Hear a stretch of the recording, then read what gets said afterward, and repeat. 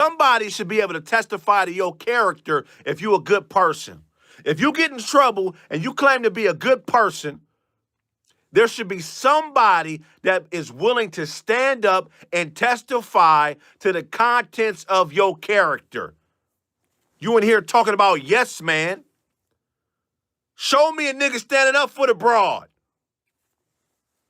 If my sister got into a situation like that, I'm on the nigga's ass. And guess what? It'll be 20 motherfuckers that'll get on video testifying to the contents of my sister's character because she's a good motherfucker. All right, so Craig Smith's latest live stream feels like the Aftershock episode nobody really wanted, but everybody knew was coming. You've got the Anton Daniels blow up with Corey Holcomb still echoing around the internet, and now, almost on cue, a video resurfaces of Corey allegedly super socking fellow comedian Christina Payne outside a comedy club.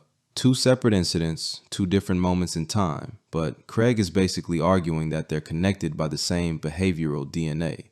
Ego, escalation, narrative control, and a culture that doesn't really know how to stop itself once the machine starts spinning. And instead of doing the usual podcast thing, wow, that's crazy. Anyway, next topic, Craig goes full forensic on it.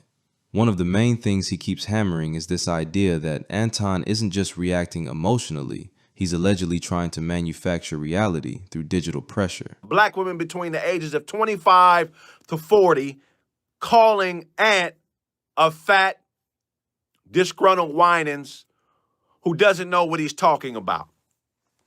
Hey. And so anytime he makes a comment, anytime he goes live and says any of the Q words, the bot site will automatically inundate your page with comments saying whatever you told them to say from these many different profiles.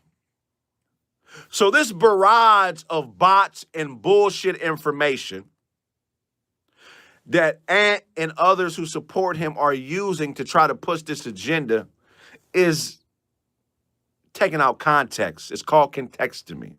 Now, whether that's true or not, what's interesting is the psychology behind the accusation. Craig isn't just mad about insults or disrespect. He's framing this as someone trying to artificially tilt public perception instead of letting the mess play out organically. It's not about roasting anymore. It's about controlling how the story is remembered. I'm telling you right now, we as comedians will always win the long-term battle. You want to know why? I've been in a couple roast situations outside the improv and in life where people see me and they want to roast with me and they start roasting and it's all good, right? So the average everyday person, they get high drink, they can roast for an hour, 30 minutes with a comedian, and they feel like they've had a great day. Well, let me tell you about situations I've been in where niggas wanted to fight me after roasting with me, right? Yeah, you're cool for 30 minutes to an hour, right? But what about 4 hours later when you want me to stop, but I don't want to stop because you ran out of jokes? See, this is what this is going to be for a nigga like Anton. Because right now, while his blood is flowing and he can pay for these bots to spread this misinformation and harass people and play games,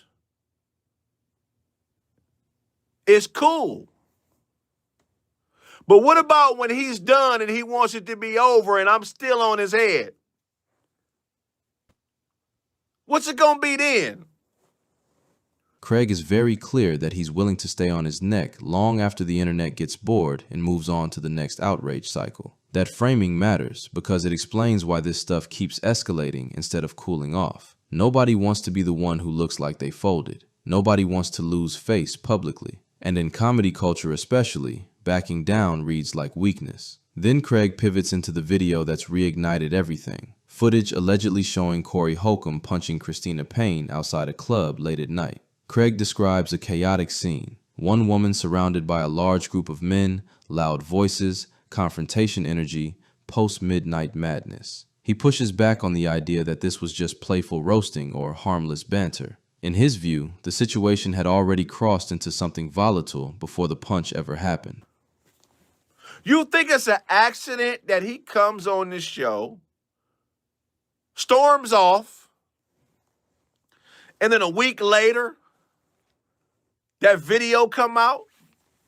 As if that's not something that I've seen it before. You know what I'm saying? I believe they went to court for this video. I'm not too sure. I'm not really privy to all of their business. I believe that this woman is not supposed to be speaking publicly about what she's speaking about. I believe that the courts did not file in her favor. I believe she's violating a court order and also participating in contextomy, because let's be honest, when you watch this video,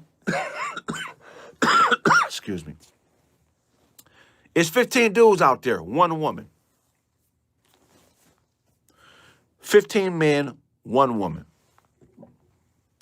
It's after 11 p.m. at night. Yeah, women have the right to be out at 11 p.m. at night, but when a woman is out in the streets around all men at that time of night, she's under contract with something different than the average working woman.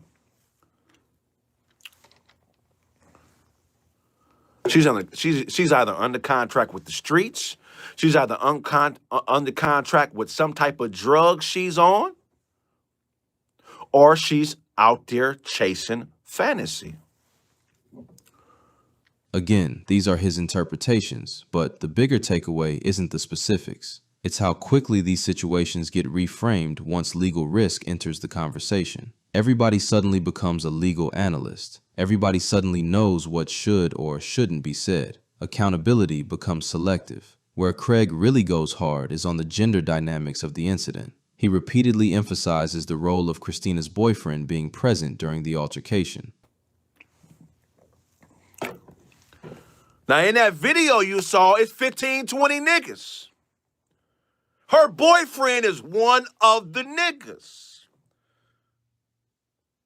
Her boyfriend is one of the niggas. You don't think some people out there was telling her to tell her boyfriend, hey, man, get this bitch out of here? You think they was out there friendly roasting? That's a fucking lie. The bitch was out there loud talking niggas, threatening niggas, and doing things she shouldn't have been doing in relation to the way she's acting now. Ain't no woman supposed to be out threatening no grown-ass man, acting like she can. Come on, man. That's what I'm saying. I don't think it's right for a man to hit a woman. I don't. I don't think it's right for a man to hit a woman. I think that the woman's dude should have got his ass whooped, right? See, if I'm in that situation and I'm getting into it with a nigga, I'm in a woman and she's loud talking me, I'm going to tell her, dude, hey, man, shut your girl up or me and you got to fight. But that ain't what happened. What happened is what happened.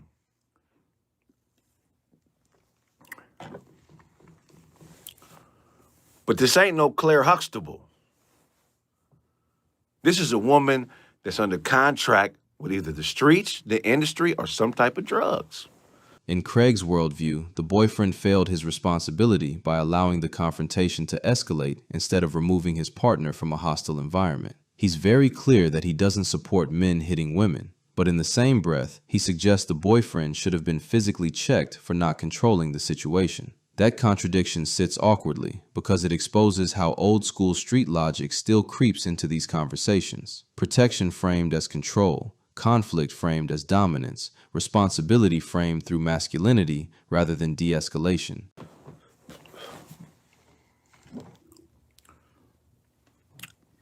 With no audio on that video, you can't just sit here and make assumptions.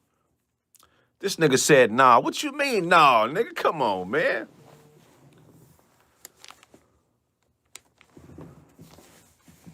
All I'm saying is, in that video, I ain't defending nothing, but at the end of the day, her man was standing there with her. All that. Why not tell your broad to be quiet, get out the way, and I'll deal with this with him myself? How does a man allow his woman to be in an argument, a public argument with a man? Again, how does a man allow his woman to be in a public argument with another man? Let's ask these man questions that other men would ask, that I would ask my brother in that situation. If this is your broad, why is she out? And look, her dude works there. So she's at her dude's job arguing with another man in front of her man.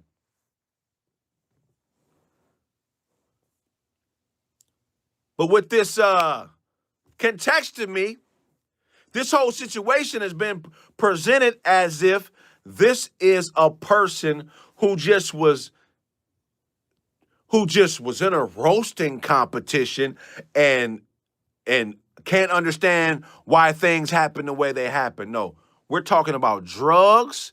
We're talking about a person being on drugs in argument around a bunch of men. Look, man, I'm going to tell you out there all day long, don't teach your daughters, man. Don't be out after a certain time, Kraig sound dumb. You crazy as a motherfucker. You crazy as a motherfucker. Now, is Corey weak? I don't know. That's not my question to answer. But why didn't her dude get her out of that situation? My woman is not allowed to argue with no other man. It's not happening. And then what happened in court? What happened in court? What makes this whole situation uncomfortable is that everyone involved keeps framing themselves as rational while escalating irrationally. Anton allegedly manipulating digital narratives, Corey leaning into confrontational bravado, Kraig positioning himself as the intellectual counterweight while still stoking the fire. Everyone claims they're responding. Nobody admits they're contributing. And maybe that's the real thread connecting all of this. Not bots, not punches, not podcasts. Just a bunch of grown men who have built careers on conflict, now struggling to switch that instinct off when the stakes move beyond microphones and into real-world consequences. When roasting stops being sport and starts becoming collateral damage. At some point, somebody's got to decide whether this is entertainment anymore or just ego running unchecked in public. Because once the internet turns every disagreement into a permanent archive, there's no such thing as just jokes anymore.